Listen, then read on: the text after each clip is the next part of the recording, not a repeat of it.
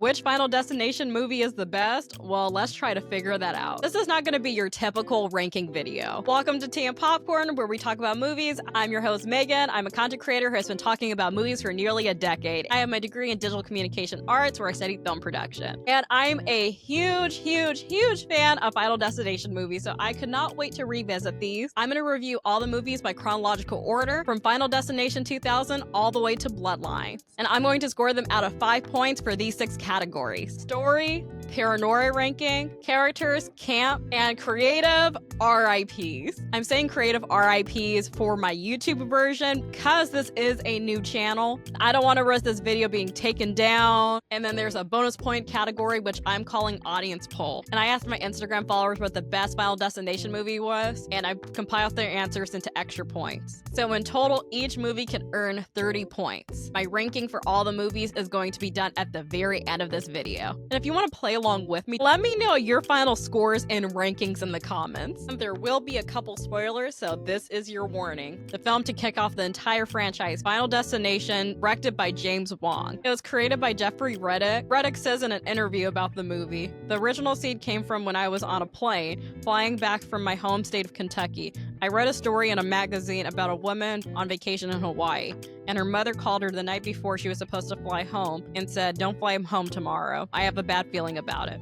So the woman changed her flight, and the plane she was supposed to be on crashed." So I was reading that on the plane, and that's what started the idea percolating. I started thinking, did she miss her time to die? And that evolved into the film concept. That is the wildest thing to read while you're on a plane. So that makes sense for the premise of the first film, where the premonition takes place on a plane and surrounds a plane crash. And yeah, it is one of the most terrifying plane crashes in cinema history, even though I think the plane crash in the movie Flight is more terrifying, but that's neither here or there. Each film basically has the same premise. A character has a premonition of a disastrous event, and of course, the character with a premonition freaks out and tries to save people from that event. There are some people that are skeptics, thinks that they're crazy, but there's others that follow along. The event ends up happening. However, after the event, death seems to pick them up one by one. So the entire franchise is about them trying to cheat death. And a lot of them fell in creative ways. This franchise is known for amazing, chilling performances by the late, great Tony Todd. He basically gives the whole premise of what this means, and he's telling the group that's like, yo, death is coming for y'all. Y'all gotta figure this out. Death is by design. With that being said, let's just talk about the story. Story-wise, this film is so creative, especially compared to a lot of other horror films, especially at the time, the late 90s, early 2000s, where the villain is death itself, which is such a unique concept. This particular film in the franchise is very grounded. It's definitely the most serious out of all of them, which makes sense because it is the first one. I think it has a lot of great drama. It has suspense. The only thing that I have a problem with is its pacing. There's parts where there's just too much dialogue and not enough action. So the score for story is going to be a 4.5 out of 5. But let's move on to the characters. There's a lot of great characters in this. Even though it is surrounding teenagers, you also get the perspective of the teachers that were on the plane. This film surrounds a school trip. This film talks about grief and survivor's guilt. We also get more backstory of the characters. There are a few characters we don't spend too much time with, and that's like my only downside. But overall, the characters are really good, and I'll give the character score a 4.5. As for camp, this is the least campy film out of all of them. There are some moments with hilarious death, but they're more surprising than campy. So I just gave it a camp score of 2 out of 5. I'm also giving my paranoia ranking as a 2 out of 5. This is a hot take, but I didn't feel too paranoid after watching the first film. The biggest paranoid thing is the plane crash scene. I mean, obviously, I guess there is a little bit of paranoia about water dripping and electricity, but this film didn't really make me as paranoid as some of the other films later on in the franchise did. But let's move on to the fun part, the creative RIPs, and I'm giving this a score of 3. In the first one, there is not that many creative There are a lot of iconic ones that get called back in the later films, but there's not ones that are as ridiculous or as creative as the later films. But I can't really fault it for that because, again, it is the first film in the franchise. As for my audience poll, 4 people said that this film is the best in the franchise, so it automatically gets 4 points. So the score for Final Destination 1 is 20 out of 30, which of course brings us to Final Destination 2, directed by David R. Ellis. This one has one of the most iconic, if not the most iconic, opening scene in the franchise. This one is a premonition of the highway car crash with, of course, the log truck. And the log truck scene is actually Jeffrey Reddick's favorite scene of the franchise. With that being said, let's go into the paranoia score. This scene caused an entire generation to not want to drive behind log trucks. So, of course, I'm going to have to give it a paranoia rating of 5. But other than the log truck, there are also elements that make you paranoid. There's a scene in a dentist office, and then there's this crazy scene in the elevator. There's also a scene with a kitchen fire, which I have to admit, rewatching that and making food right after, I was just like, oh my gosh, I don't want anything to catch fire here.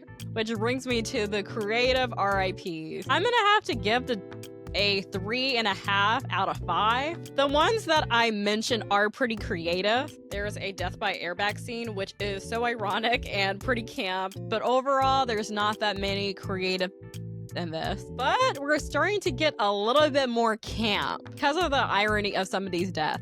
And there's this line that's so underrated, but I find it so funny. But it's the pigeons. I don't know. I find it so funny. There's a lot more comedy in this. Like, there's genuinely hilarious moments. The camp in this movie is just shy of a 4, but I'm still going to give it a 3.5 as far as camp, because the film does play pretty serious a lot of time. So this film directly follows the events of the first film. There is interconnected stories of the first one. Tony Todd is back, yes. And there's introductions to new lore, which I love. It shows a ripple effect, and I think it's so cool. Yeah, this story is really good. I enjoyed it, and it's such a fun rewatch too. I'm going to give the story a 4.5 out of 5. By the introduction alone, you think this is going to be a run-of-the-mill, okay, the teens are going to be the lead characters, yada, yada, yada, or, well, I don't think they're teens. Maybe they're like older teens, college students, something like that, but you think it's going to surround young people only at first, but the characters are actually a group of people from the car accident, or at least the car accident premonition, and it shows how this camaraderie is formed with people that otherwise wouldn't have known each other, but they are connected through trying to escape death. I wish we spent more time with some of these characters, but I do enjoy the characters in this. We also have the return of Clear Rivers, and I double checked. It's Clear, it's not Claire. I don't know. This is like such a Mandela effect, but yeah, if you Google it, it's Clear Rivers. But anyway, that's besides the point. But yeah, we have her return, and I really like her characterization in this. She is the lone survivor out of the originals, so she helps this new group of people survive. I think it's pretty awesome. I'm putting my character score as a 4.5 out of 5. In my audience poll, 5 people said this was the best movie in the franchise. So that is another 5 extra points, bringing it to a final score of 26.5 out of 30. Final Destination 3. Directed by James Wong. And of course, James Wong directed the first one. This one has another iconic premonition scene with the roller coaster. Let's just hop into the creative RIPs. And this film brought the creative. I'm telling you, just by roller coaster alone, that one is so creative. It really does talk about people's anxieties of roller coasters, but takes it up a notch. But not only that, we have death by tanning bed, which is one of the most hilarious, but also one of the most scariest ones. I mean, I'm black, I can't relate, but a lot of my white friends who tan, they said that part was scary. Even the ones that don't tan, honestly. There's many others, especially as they go down, but those are the two that most people know about regarding this film. This is gonna have a creative RIP score of 4.5. Even though there's a lot of creativity as far as I was only slightly paranoid by them. I would say the one that I mostly was paranoid by is the roller coaster one, but I love roller coasters. I can't be too paranoid about that, but I am, you know what? I am paranoid over roller coasters and like carnivals. If it's like an amusement park, like if it's like a Disney World or Universal, yeah, I'm on that sucker. But if it's like a dinky small town fair, carnival, yeah, I'm not going on that. And in this film, it takes place in kind of a carnival festival type of thing. So yeah, I would say high paranoia as far as that goes. There is a scene with a subway that is a bit terrifying, but I'm not really too paranoid over subways. And to clarify, we're talking about the train system, not the sandwiches, not the sandwich chain. But yeah, overall a paranoia score of 3.5. I think that's fair. The characters are memorable. Are they great? I think the characters are right. They are the typical archetypes of horror movie characters for the most part. You have your final girl. You have kind of your dumb girls, but obviously those are played for laughs. You have like two goth kids. One thing I do like is you do have a bit of a dumb jock character, but his character does transform a little bit and he becomes one of the main leads. But the film mostly surrounds the final girl and the guy. Unfortunately, no Tony Todd in this, so it's less of an ensemble cast. So I'm just giving the cast score a 3.5. It's not bad. Now, the story is the thing that keeps me coming back. Personally, this one is one that I've rewatched the most. This is the film me and my friends in high school used to watch all the time. We'll go over to each other's houses, we'll pop this one on. One of my friends actually had a DVD copy of it that was kind of like a choose your own adventure type of thing. And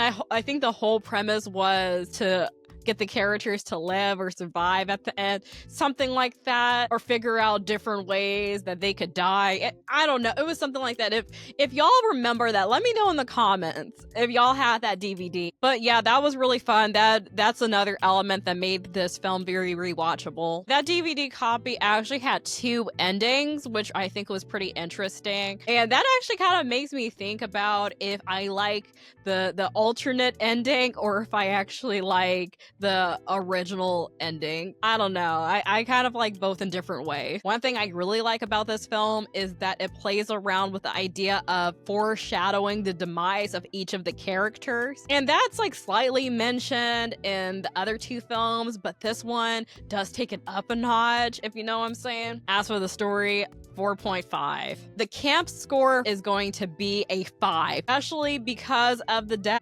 But also it is very funny, it's very zany, it is very over the top, especially with some of the characterizations. Everyone is kind of overacting. It's a time. It's really a time. It's such a fun, campy movie, yes. 4 people in my audience poll said this was their favorite, which brings it up 4 extra points for a total score of 25.5 out of 30. The Final Destination, otherwise known as Final Destination 4, directed by David R. Ellis. And the reason why it is called The Final Destination is that it was supposed to be the final one of the franchise. This is probably one of the most 2009 movies that you would ever see, especially when it comes to horror films. This was the time of the push for 3D horror movies. Like another one that comes into mind is Piranha 3D or 3 Double D. I think that's what it was called, something like that. I mean, there is a lot of those movies. Everyone was pretty hyped about a 3D Final Destination movie. They were like, okay, this is kind of interesting. Let's see how this will turn out. But even down to some of the music in this movie as well, like there's a Swayze song. Do y'all remember Swayze?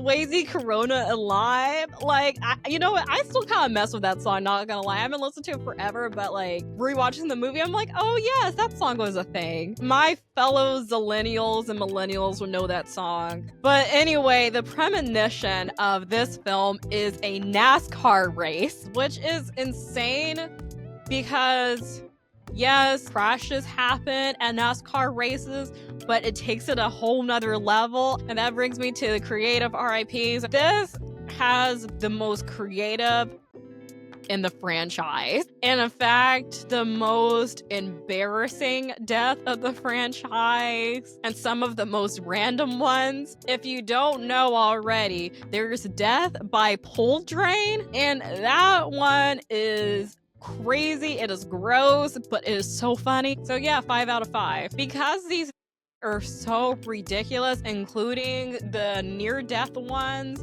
I'll have to give this a paranoia rating of 1.5. The only reason why it even has that 1 point is there's this one scene where a character's shoelaces get stuck in an escalator, and that is something that I'm paranoid about. I don't think it's from this movie, but probably like something that one of the elders in my family said, or something that someone told me from childhood. But it does play along that fear of getting your shoe stuck in an escalator. Unlike the other films where it balances legitimate fear, being in a situation where you have no control over, or just other very common fears, like this film just completely goes into the overly creative route and doesn't really ground it in realism like some of the other films do. The characters are definitely the weakest out of the entire franchise, in my opinion. They're very wooden, especially the leads. There's this one character that I actually like a lot. He's the security guard. They gave him a bit of a backstory, which was nice. He really needed more screen time, if I'm gonna be completely honest, because the lead cast, they did nothing for me. They were actually kind of unlikable, but not in a fun way. There's also like a racist character in this because it does take place at a NASCAR event and he gets his comeuppance in a funny way, but still it's just kind of like, why was that even added? Like, it makes kind of sense, but also it just seemed so unnecessary, just as far as the overall storyline. And yes, he does say the N-word with the hard ER. Like, he calls this one character chocolate, and I'm like, is that actually a racial slur? I just found that really funny. I've never heard anyone use that as a slur, really, but I don't know.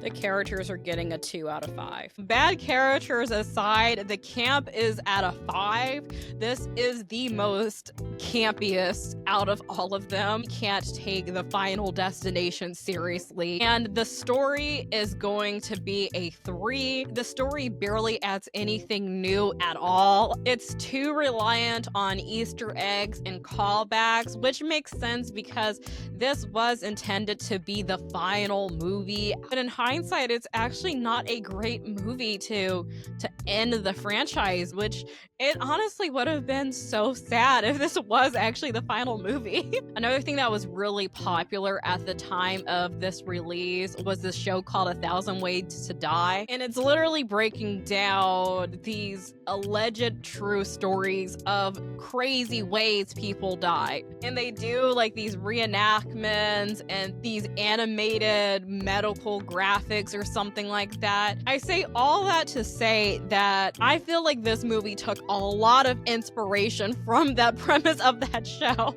Especially the credit scenes, it really does give 1,000 Ways to Die. Overall, this film is very of its time, but it's also a great time capsule of 2009, especially 2009 horror films. It makes it slightly enjoyable with that context. In fact, one of the people that answered my poll said that this was their favorite one, and they also mentioned that they still have the DVD with the 3D glasses. So this gets 1 point. With all the scores added up, this is a 17 out of 30. Again, thank goodness this wasn't the last one, and Final Destination 5 was released.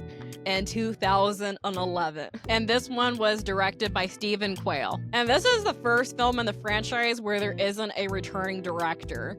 And you definitely sense that. The premonition for this film is a bridge collapsing. This one involves a group of co-workers, which I thought was a really interesting spin because there's not really that many movies that surround a group of co-workers that's not really explicitly about work. If y'all know any movies that are like that, let me know. I found that very interesting, especially for a horror film. First time I watched it around 2011, 2012, I didn't really have so much of an appreciation for that until like right now. A very nice spin for that. And let's just move into the characters with that being said. Like some of the previous films, it does talk about grief and survivor's remorse, but it also kind of talks about like what will happen if people died at your workplace. And this is kind of diving a little bit too deep, but it kind of does reflect that a bit, especially with one of the characters who's one of the bosses of the company, and he's kind of like this bumbling idiot. But yeah, there's a lot of great characters in this film. You get some pretty decent character development. There are many funny characters in this. Tony Todd is also back. Like, we love that.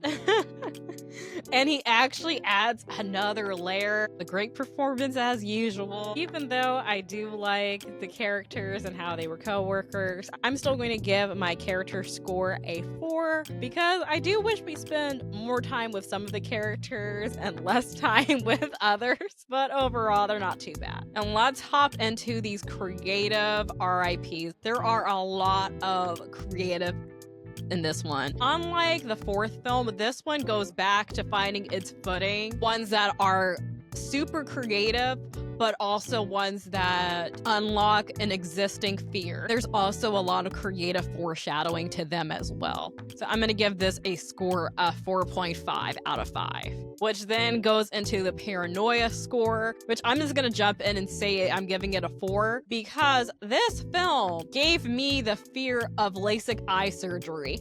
Now, I wear glasses, but they're blue light glasses because I look at screens all the time for work. Even though I do have a slight stigmatism, my eyesight is pretty good for the most part. But I will never, ever, ever, ever, ever, ever, ever get LASIK eye surgery because of this movie. Like, yo, fear unlocked after I watched that. Absolutely not. I pray that it doesn't get to that point. It's a really good blend of camp and funny and horror. Like, it's good. And I'm going to give the story a 4 as well. Now, I mentioned in my letterbox that this was the most forgettable film, and I actually believed that for a little bit, but I rewatched it twice. Once to just rewatch the franchise, and another time to prepare for this episode and video, and it grew on me. It really did. But I will say, this has the most unforgettable ending of the entire franchise.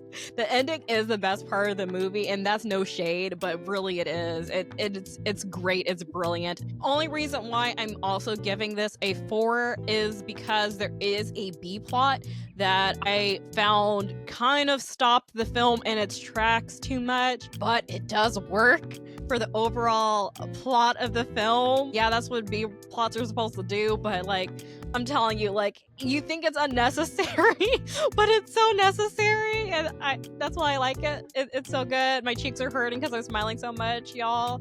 The ending kicks butt. Another element of Final Destination 5 that I really like is it does add to the lore again. Again, thank you to Tony Todd. There's another aspect. If you take the life of someone else, you automatically get their life in return. So that changes up everything and actually drives a bit of the storyline in the following film. Going to the audience poll, only one person said that this was the best Final Destination film, and I'm not surprised by that.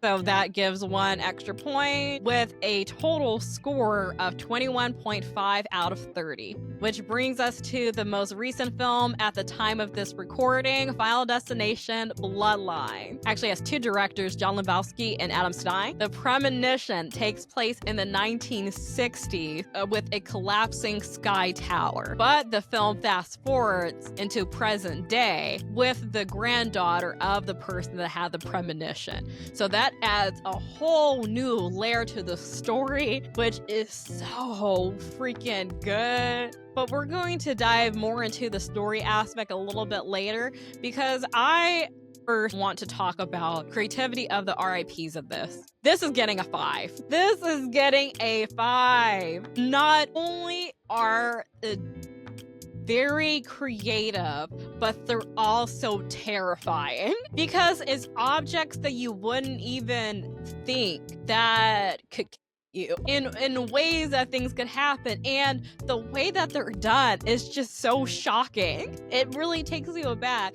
And let's get into this paranoia rating. I gave it a 4 because I will not look at pennies the same way again. Every time I see a penny meme regarding this movie, I laugh because I'm telling you, this movie will now make Gen Z afraid of penny, which is so funny because the United States is actually going to remove pennies from production next year, and there's just so many jokes about that. I just find it really funny that this announcement came out right after the release of Bloodlines. But there's other objects that I won't look at the same way again. MRIs, I will not look at it the same way again. Also, trampolines. Funny story about the trampolines. One of my friends in high school, who I used to watch Final Destination with, she had a trampoline, and one time we watched Final Destination, then we were gonna go on her trampoline right after, and after like a couple jumps, we're like, no, we better not. So I find it really funny how there's a kind of scary trampoline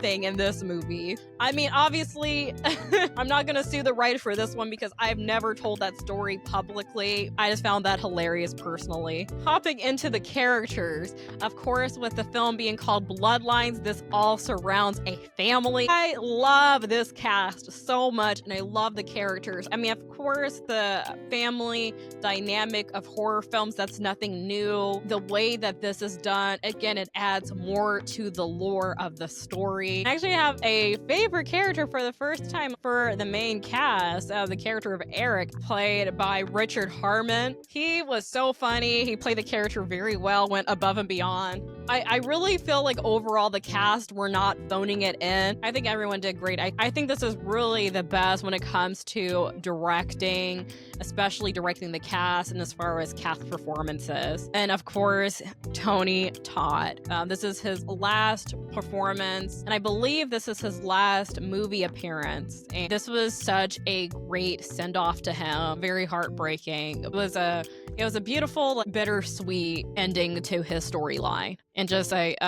fantastic tribute. My rating, obviously, for the characters is going to be a 5. I loved this cast and these characters. The story was definitely one of my favorites of the franchise. Instead of talking about survivors' remorse and grief, it talks about paranoia, a little bit of a callback to the first film that also discussed paranoia, but it also talks about how paranoia could cause generational trauma. That is a huge theme. I really like the dynamics of the family.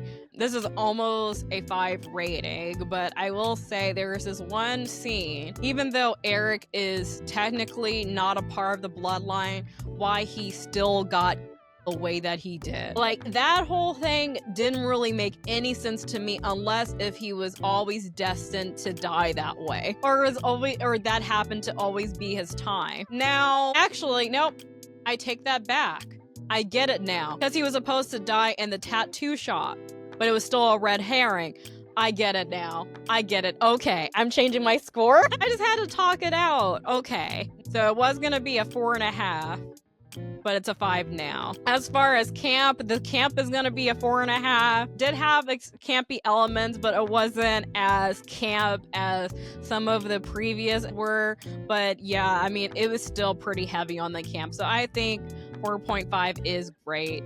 As far as audience poll, 5 as well, which brings the overall score with my correction into a 25 out of 30. So let's do the final ranking based on these scores. I'm actually very surprised by this ranking based on points. Of all the points tallied up, my final ranking for the Final Destination films are: at number 6, we have The Final Destination, otherwise known as Final Destination 4, with a score of 17.5 out of 30. That's actually unsurprising.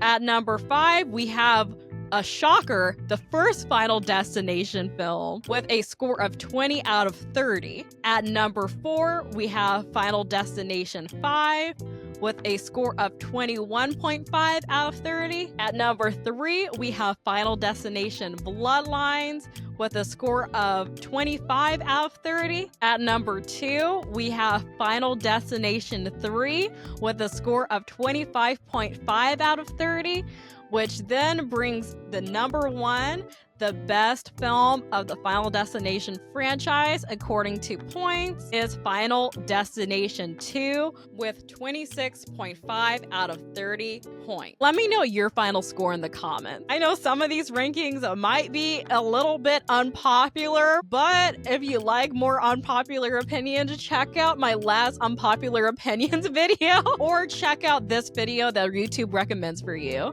and I will see you next time.